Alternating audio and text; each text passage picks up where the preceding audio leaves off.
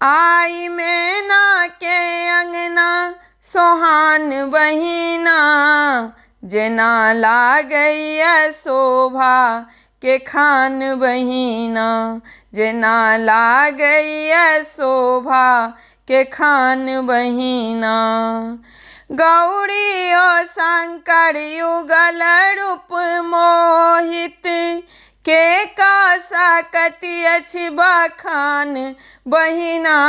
आई मैना के अंगना सोहान बहिना, आई मैना के अंगना सोहान बहिना। घर घर नगर ओ डगर में बिराजे, तानल बसंत बितल जहिना। आई मैना के अंगना सोहान बहिना, आई मैना के अंगना सोहान बहिना। छवि के छाटा पर कपिल धन घाटा अछि, तई पर सस्वर जुटल जहिना। आई मैना के अंगना सोहान बहिना, आई मैना के अंगना सोहान बहिना।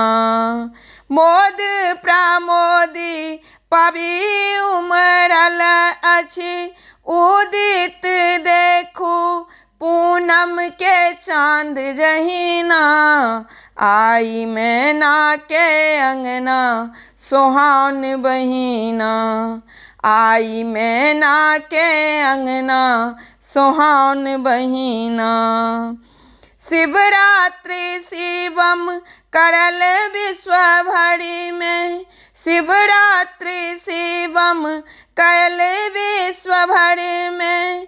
मधुरक फागुन मास जहिना, आई मैना के अंगना सोहान बहिना, आई मैना के अंगना सोहान बहिना।